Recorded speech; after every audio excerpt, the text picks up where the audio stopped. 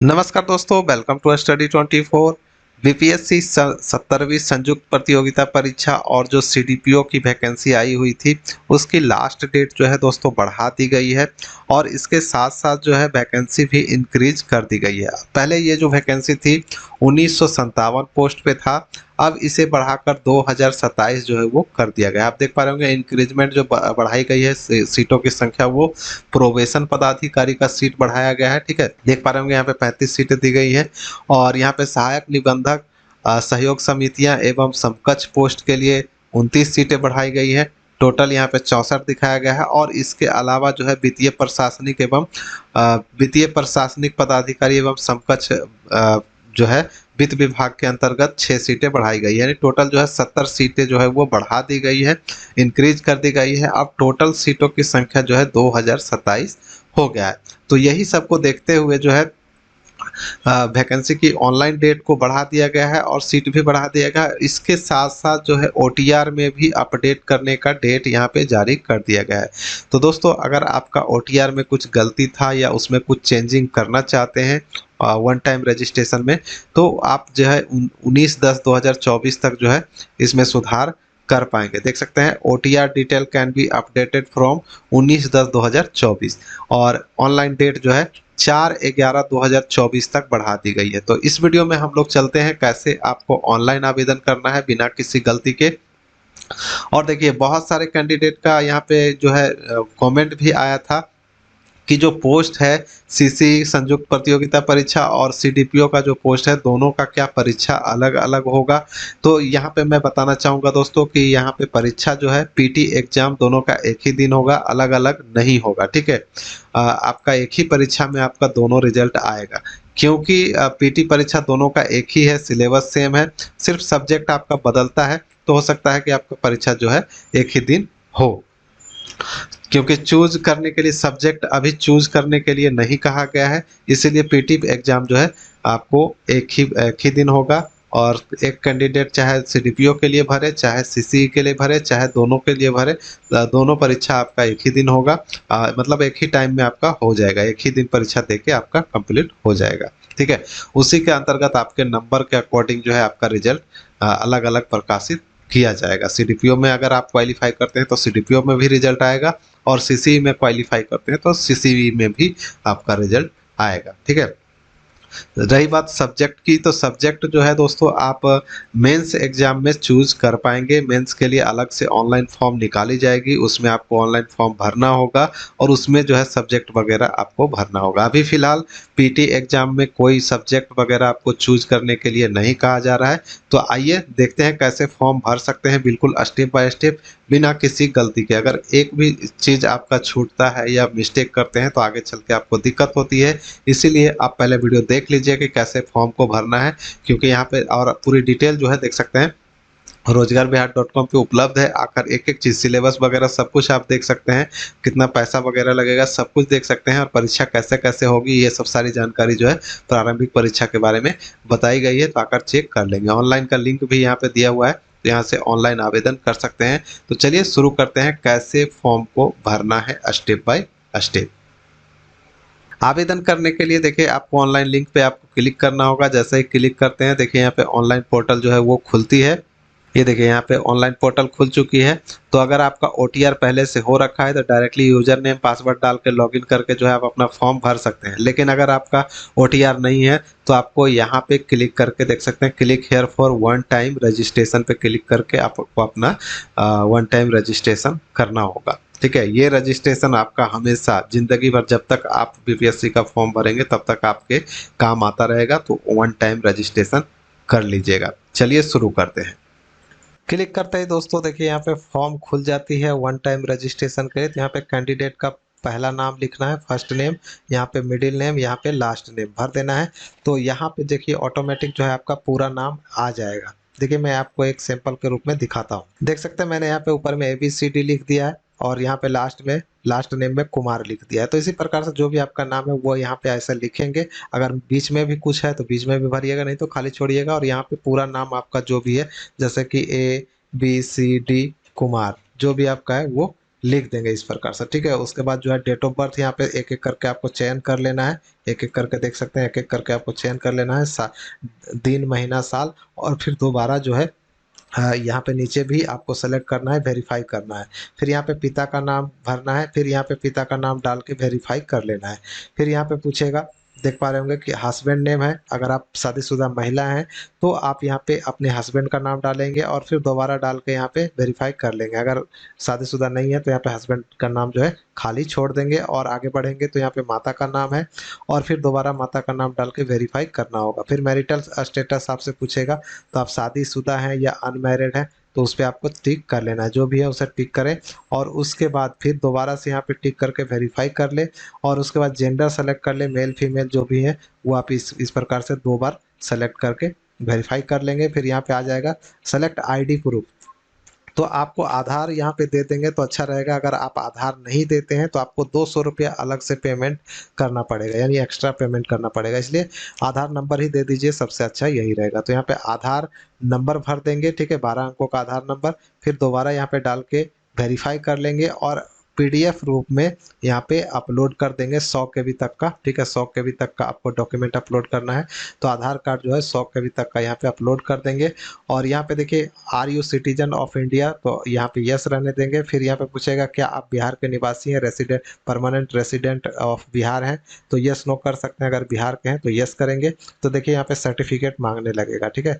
तो यहाँ पे जो है आपका आवासीय प्रमाण पत्र, जो आपका निवास प्रमाण पत्र है उसका नंबर, सर्टिफिकेट नंबर और इशू डेट, कब जारी किया गया है उसका डेट कैलेंडर से सेलेक्ट करेंगे और आवासीय प्रमाण पत्र को यहाँ पे अपलोड कर देंगे पीडीएफ के रूप में 100 केबी तक में, ठीक है। फिर यहाँ पे आ जाएगा रिजर्वेशन कैटेगरी, तो क्या आप रिजर्वेड कैटेगरी से बिलोंग करते हैं। अगर आप जनरल हैं तो यहाँ पे नो रहने देंगे। अगर आप EWS, SC, ST, EBC, BC category से हैं तो आप यस करेंगे और यहाँ पे अपनी कैटेगरी को सेलेक्ट कर लेंगे, जो भी कैटेगरी है उसको सेलेक्ट कर लें। सेलेक्ट करते ही यहाँ पे सर्टिफिकेट नंबर मांगा जाएगा, कास्ट नेम यहाँ पे पूछा जाएगा, तो कास्ट अपना सेलेक्ट करके डाल दीजिएगा, जो भी आपका कास्ट है कास्ट नेम यहाँ पे सेलेक्ट करिएगा और यहाँ पे सर्टिफिकेट नंबर डाल दीजिएगा जाति प्रमाण पत्र का, ठीक है। और उसके बाद जो है आपका इशू डेट जो है वो आप डाल दीजिएगा और यहाँ पे सर्टिफिकेट इशूड बाय बिहार या अदर स्टेट जो भी है उसको सेलेक्ट कर ले। मैं यहाँ पे बिहार करता हूँ। फिर यहाँ पे देखिए जो है आपका जो सर्टिफिकेट है चाहे वो नॉन क्रीमी लेयर का हो या फिर कास्ट सर्टिफिकेट हो, यहाँ पे आपको अपलोड कर देना है, ठीक है। अपलोड करने के बाद यहाँ पे नीचे आ जाएंगे तो फिर पूछेगा आपसे कि क्या आप फ्रीडम फाइटर के रिलेटिव हैं, यानी आप स्वतंत्रता सेनानी के नाती पोता नतनी या उसके फैमिली के कोई हैं तो आप यस कर सकते हैं, नहीं तो नो रहने देंगे। फिर यहाँ पे आ जाएगा क्या आप दिव्यांग है, डिजेबिलिटी है, तो यस नो कर सकते हैं। अगर यस करेंगे तो उसकी जानकारी आपको देनी होगी कि किस टाइप का आप दिव्यांग है वो आपको बताना होगा। देख सकते हैं विजुअली है, हेयरिंग है, ऑर्थोपेडिकली है, जो भी आप उसे सेलेक्ट करेंगे। फिलहाल मैं यहाँ पे नो कर देता हूँ, देखिए यहाँ पे ये हट गया, ठीक है। अब नीचे आ जाना है, फिर पूछेगा डिजेबिलिटी टाइप है तो आप यहाँ पे नो करेंगे, यस करेंगे, जो भी है वो यस नो कर लेंगे। अगर दिव्यांग है तो, या फिर एससी एसटी हैं और आप अपना पेमेंट शुल्क में छूट चाहते हैं तो यहाँ पे यस करना होगा। अगर नहीं चाहते हैं पेमेंट शुल्क में छूट तो नो करेंगे। फिलहाल मैं यहाँ पे यस रहने देता हूँ ताकि पैसा कम लगे, ठीक है। अब देखिए यहाँ पे आ जाएगा क्या आप एक्स सर्विसमैन हैं, तो हाँ या ना पे क्लिक कर लेंगे, मैं यहाँ पे नो कर देता हूँ। फिर यहाँ पे आ जाएगा क्या आप एनसीसी कैडेट हैं, तो यस नो कर सकते हैं, तो मैं यहाँ पे नो कर देता हूँ, जो भी आप हैं वो कर लीजिएगा। फिर यहाँ पे आ जाएगा कि are you Bihar government employee, तो क्या आप बिहार गवर्नमेंट में सरकारी कर्मचारी हैं, तो हाँ या ना करेंगे। अगर यस करेंगे तो किस पद पे, डिजिग्नेशन नेम, ऑफिस का नाम और प्लेस किस स्थान पे है वो डालना होगा और एनओसी सर्टिफिकेट नंबर यहाँ पे डालना होगा, इशू डेट डालना होगा और एनओसी सर्टिफिकेट जो है आपको अपलोड करना पड़ेगा। फिलहाल मैं इसे नो कर देता हूँ। नो करते ही देखिए ये हाइड हो गया, हट गया। अब देखिए यहाँ पे एड्रेस आ जाता है, एड्रेस पूरा भर देंगे, पिन कोड, डिस्ट्रिक्ट, स्टेट, गांव, पोस्ट ऑफिस, थाना जो भी है वो आप सारा कुछ भर देंगे। परमानेंट एड्रेस और कोरस्पोंडेंस एड्रेस दोनों भरने के बाद नीचे आएंगे, क्वालिफिकेशन का डिटेल यहाँ पे भरना है, तो पहले 10वीं का यहाँ पे भरेंगे।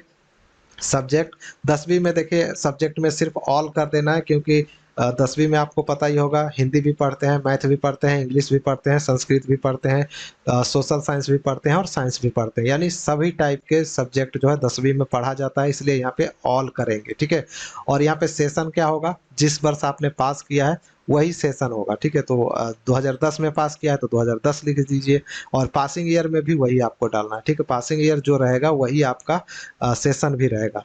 अगर सेशन नहीं डालना चाहते हैं तो यहाँ पे NA कर सकते हैं, ठीक है, नॉट एप्लीकेबल कर देंगे, और यहाँ पे पासिंग ईयर डाल देंगे, कॉलेज या इंस्टीट्यूट या स्कूल का नाम यहाँ पे डाल देंगे, और बोर्ड यूनिवर्सिटी का नाम डाल देंगे। बोर्ड अगर आपका बिहार बोर्ड था तो BSCB पटना कर देंगे, CBSE था तो CBSE कर देंगे, और मार्क ऑब्टेनेड CGPA जो भी है वो आप यहाँ पे डालेंगे अपना मार्क्स, ठीक है।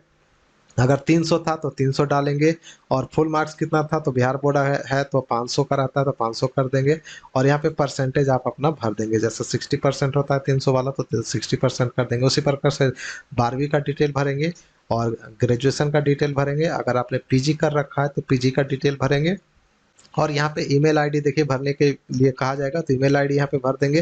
फिर दोबारा यहाँ पे डाल के वेरीफाई कर लेंगे ईमेल आईडी को, और फिर एक मोबाइल नंबर है, यहाँ पे मोबाइल नंबर डालेंगे, गेट OTP पे क्लिक करेंगे, एक OTP जाएगी, OTP को यहाँ पे डाल के वेरीफाई कर लेंगे, आपका मोबाइल नंबर वेरीफाई हो जाएगा।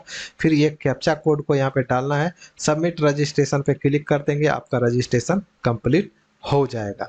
तो इस प्रकार से जो है आपका वन टाइम रजिस्ट्रेशन आपको करना पड़ेगा, ठीक है। वन टाइम रजिस्ट्रेशन कंप्लीट हो जाने के बाद आपको फिर से दोबारा से लॉगिन करना पड़ेगा। तो देखिए लॉगिन करने के लिए यहाँ पे आएंगे, और जो आपको यूजर नेम और पासवर्ड जो आपको मिलेगा रजिस्ट्रेशन करने के बाद वो आपके मोबाइल नंबर पे भी भेज दी जाती है, प्रिंट आउट भी आपको मिल जाता है। तो वो यूजर नेम यहाँ पे डालेंगे, और आप अपना पासवर्ड यहाँ पे डालेंगे, और इस कैप्चा कोड को यहाँ पे डाल के लॉगिन कर लेंगे।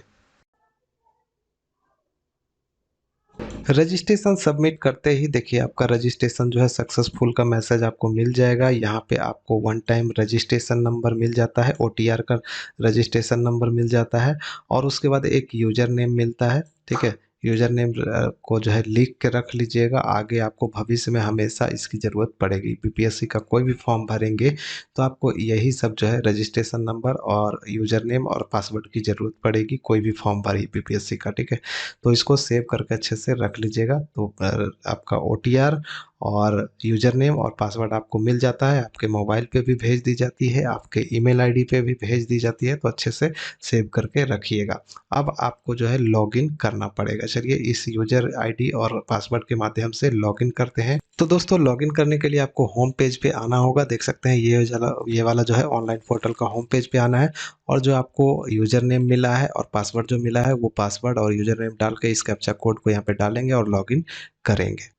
अब देखिए यहाँ पे आपका डैशबोर्ड खुल जाएगा लॉगिन होने के बाद। अब जो है यहाँ पे देख पा रहे होंगे दिया गया है कंबाइंड 70 कंबाइंड कॉम्पिटिटिव एग्जामिनेशन का नोटिस यहाँ पे दिया हुआ है। तो आप अप्लाई ऑनलाइन पे जैसे ही क्लिक करेंगे तो देखिए यहाँ पे अप्लाई ऑनलाइन का फॉर्म जो है आपके सामने खुल जाएगा। अब आप जो है आपका रजिस्ट्रेशन में जो जो डिटेल भरे थे वो आपको यहाँ पे दिखाई देगा, ऑलरेडी भरा हुआ, तो यहाँ पे कुछ नहीं करना है, नीचे आना है, ठीक है। नीचे आना है और यहाँ पे कंफर्म बटन पे क्लिक कर देना है। कंफर्म पे क्लिक करेंगे, देखिए यस पे फिर क्लिक करेंगे। यस पे क्लिक करते ही देखिए यहाँ पे बताया जाता है इंटीग्रेटेड 17th प्रीलिमिनरी एग्जामिनेशन जो है वो इसका OTR नंबर पर दिखाया जाता है, ठीक है। तब कंफर्म सक्सेसफुली रजिस्टर्ड यहाँ पे दिखा रहा है, ठीक है। देखने के बाद आपको क्या करना है, अब आपको फिर से अपने डैशबोर्ड में जाना है। डैशबोर्ड में देखिए यहाँ पे फिर से लॉगिन करने के बाद यहाँ पे डैशबोर्ड दिखा रहा है, तो इसको हम लोग पहले से इसको थोड़ा सा रिफ्रेश करना होगा। तो रिफ्रेश करते ही देखिए अब जो है यहाँ पे व्यू डैशबोर्ड दिखाई दे रहा है। तो व्यू डैशबोर्ड पे आपको पहले क्लिक करना होगा। व्यू डैशबोर्ड पे क्लिक करते हैं तो देखिए ये इस टाइप का अब आपको दिखाई देने लगेगा। तो पूरी तरह से जो है आपका डैशबोर्ड अब खुल गया है। यहाँ पे रजिस्ट्रेशन का डिटेल वगैरह दिखाई दे रहा है। अब यहाँ पे देखिए एप्लीकेशन फॉर्म दिखाई दे रही है, इस पे आपको क्लिक करनी है। जैसा ही आप इस पे क्लिक करते हैं आपका फॉर्म खुल जाता है, और इसको जो है 24 मिनट में कंप्लीट करना होगा। देखिए यहाँ पे आपको वेबकैम से फ़ोटो खींचना होगा, इसलिए आपको पहले अलाउ कर लेना है, ठीक है, ताकि आपका जो है कैमरा ऑन हो जाए और आपका फ़ोटो वगैरह जो है वो खींचा जा सके। तो रजिस्ट्रेशन का डिटेल यहाँ पे देखने को मिल जाएगा ऑलरेडी। तो यहाँ पे कुछ नहीं करना है, नीचे आना है और यहाँ से अब जो है आपको शुरू करना है। अगर आपका कोई सरकारी कर्मचारी है तो उसका डिटेल भरिए, नहीं तो खाली छोड़ के आगे बढ़ते हैं। यहाँ पे मोबाइल नंबर, ईमेल आईडी वगैरह सब कुछ दिखा रहा है रजिस्ट्रेशन वाला, तो इसमें कुछ नहीं भरना है, सीधे नेक्स्ट बटन पे क्लिक कर देना है। नेक्स्ट पे क्लिक करते ही किस पोस्ट के लिए आप आवेदन करना चाहते हैं वो पोस्ट आपको सेलेक्ट करना होगा। तो मैं यहाँ पे CC और CDPO दोनों में से कोई एक जो आपके अकॉर्डिंग अपना देख लीजिएगा, क्योंकि सीडीपीओ में जो है अलग-अलग सब्जेक्ट चुनने को कहा गया है। जैसा कि क्वालिफ़िकेशन में अगर आप देखेंगे, देखिए क्वालिफिकेशन में सिंपली जो है 70 एग्जामिनेशन के लिए स्नातक पास होना चाहिए, ठीक है। और इसके अलावा कोई भी सब्जेक्ट आप चूज कर सकते हैं मेंस एग्जामिनेशन के लिए। लेकिन अगर आप सीडीपीओ के लिए आवेदन करते हैं तो ग्रेजुएशन तो पास होना ही चाहिए, साथ में जो है वैकल्पिक विषय के रूप में जो आप मेंस में परीक्षा देंगे उसके लिए होम साइंस या मनोविज्ञान या समाजशास्त्र या श्रम एवं समाज कल्याण विभाग कल्याण सब्जेक्ट से जो है एक आपको चयन करना होगा। तो देख लीजिएगा, अगर आपको इसमें रुचि है तो सीडीपीओ भरिएगा, नहीं तो सिर्फ 70 सीसी भरिएगा। तो मैं यहाँ पे दोनों सेलेक्ट कर देता हूँ। जैसा कि मुझे निर्देश दिया गया है, जिनका मैं फॉर्म भर रहा हूँ उन्होंने कहा है कि दोनों हमको सेलेक्ट करना है, तो यहाँ पे मैंने सेलेक्ट कर दिया है दोनों, ठीक है। अब जो है आपको फिर से शैक्षणिक योग्यता के बारे में पूछा जाएगा। तो यहाँ पे मैट्रिक का डिटेल पूरा भर देंगे या ग्रेजुएशन का डिटेल यहाँ पे भर देंगे, ठीक है। फिर यहाँ पे आ जाएगा एंटर सर्टिफिकेट, मैट्रिक का सर्टिफिकेट नंबर यहाँ पे भरेंगे और इशू डेट भर देंगे, ठीक है। इशू डेट जो भी आपका है मैट्रिक का सर्टिफिकेट का वो डाल देंगे और सर्टिफिकेट को अपलोड भी कर देना है, मैट्रिक वाला 10वीं वाला। फिर यहाँ पे आ जाएगा ग्रेजुएशन का, तो ग्रेजुएशन का सर्टिफिकेट नंबर यहाँ पे डालेंगे, इशू डेट डाल देंगे और यहाँ पे अपलोड कर देंगे। अगर आपके पास सर्टिफिकेट नहीं है तो प्रोविजनल होगा, प्रोविजनल को अपलोड कर दीजिए, कोई दिक्कत नहीं है, ठीक है। अब यहाँ पे आ जाए प्रजेंट या प्रीवियस कोई लास्ट जो है आपका कोई आपने कहीं काम कर रखा है तो उसका आपका यहाँ पे डिटेल भरना है, एक्सपीरियंस भरना है। तो जो भी है यहाँ पे आप डाल सकते हैं। तो देखिए यहाँ पे पद का नाम पूछ रहा है, परमानेंट या टेम्पररी, या पदभार ग्रहण करने की तिथि यानी ज्वाइनिंग कर ले तिथि, और जो आपका इस्तीफा देने का डेट जो है वो लिविंग का यहाँ पे डेट डालना है, पद त्याग का कारण और वेतनमान कितना था, नियुक्ति पदाधिकारी का नाम क्या था वो डालना है। अगर आप पहले से काम नहीं कर रहे हैं, फ्रेशर हैं, तो आप यहाँ पे नो कर दीजिए, ये ऑटोमेटिक हाइड हो जाएगा। फिर यहाँ पे आ जाता है यदि किसी सरकारी या बिहार लोक सेवा आयोग, विश्वविद्यालय या अन्य आयोग द्वारा संचालित परीक्षा से कभी आपको निकाला गया है तो आप हाँ या ना कर सकते हैं। अगर हाँ करेंगे तो आपको डिटेल बताना होगा। मैं यहाँ पे नो कर देता हूँ। नो करने के बाद यहाँ पे जो है नेक्स्ट 12वें नंबर पे आ जाता है, उम्मीदवार ने जिन जिन स्थानों पर विगत 3 वर्षों में 6 माह से अधिक निवास किया है उसका विवरण दें। तो जहाँ जहाँ भी आपने 6 महीने से पहले तक रहे हैं वहाँ का डिटेल यहाँ पे भरना है, जैसे निवास का स्थान और कब से कब तक आपने रहे रहे हैं वो कैलेंडर के माध्यम से चूज करके डाल देंगे, पूरा एड्रेस यहाँ पे डाल देंगे। फिर यहाँ पे आ जाएगा उम्मीदवार की लंबाई कितनी है वो डालेंगे, और फीट में यहाँ पे इंच में जो भी है, सेंटीमीटर फीट और इंच जो भी डालना चाहें वो डाल सकते हैं या तीनों भी डाल सकते हैं। फिर यहाँ पे आ जाएगा छाती की चौड़ाई, ये सिर्फ पुरुषों के लिए है, महिला के लिए नहीं है, तो इसको खाली छोड़ देंगे। फिर यहाँ पे आएंगे, महिला अगर है तो खाली छोड़ देंगे, पुरुष है तो भर दीजिएगा। चेस्ट की मेजरमेंट, चेस्ट मेजरमेंट का डिटेल यहाँ पे भर दीजिएगा, नहीं तो नीचे आइए और 2 विनिर्धारकों धारकों का पता सहित पूर्ण विवरण जो उम्मीदवार को 6 माह से अधिक से जानते हो पर उससे संबंधित ना हो। तो 2 व्यक्ति का यहाँ पे एक देखिए 2 व्यक्ति का नाम पूछ रहा है, जिसको जिसे आप जानते हो और वो आपको जानता हो, लेकिन वो आपके फैमिली का व्यक्ति नहीं होना चाहिए। तो उस वैसे 2 व्यक्ति का नाम यहाँ पे, एक यहाँ पे डालना है, और उम्मीदवार का एक शारीरिक पहचान चिन्ह डालना है यहाँ पे, ठीक है। उसके बाद यहाँ पे आ जाएगा आपका फोटो। फोटो आप लाइव कैमरा से यहाँ पे अपलोड कर देंगे, देख पा रहे होंगे यहाँ पे लाइव कैमरा से। और यहाँ पे हिंदी में सिग्नेचर है, अंग्रेजी में सिग्नेचर है, तो इधर में आपका हिंदी सिग्नेचर, इधर में अंग्रेजी सिग्नेचर डाल देंगे। और यहाँ पे आएंगे नीचे तो प्रीव्यू बटन पे क्लिक करेंगे और देख लेंगे सब कुछ ठीक है, तो यहाँ पे सबमिट बटन पे क्लिक करके सबमिट कर लेंगे। पहले आपको यहाँ पे टिक करना होगा, उसके बाद जो है प्रीव्यू करके सबमिट कर देना है, और उसके बाद जो है आपको पेमेंट करना पड़ेगा। दोस्तों उसके बाद जो है आपका पेमेंट का ऑप्शन मिल जाता है डैशबोर्ड में लॉगिन करने के बाद। तो आप अपना पेमेंट पे क्लिक करेंगे, पेमेंट का ऑप्शन यहाँ पे debit card, credit card, net banking, UPI, जिससे भी चाहे उससे भी कर सकते हैं, गूगल पे, फोन पे सबका ऑप्शन दिया हुआ है, यहाँ से कर सकते हैं। उसके बाद पेमेंट करने के बाद आपको प्रिंट आउट फिर से डैशबोर्ड में मिल जाएगा, तो वहाँ से आप अपना प्रिंट आउट निकाल लेंगे। तो इस प्रकार से फॉर्म को भरना था। उम्मीद करता हूँ वीडियो पसंद आई होगी। मिलते हैं किसी नेक्स्ट वीडियो में, तब तक के लिए बाय, जय हिंद।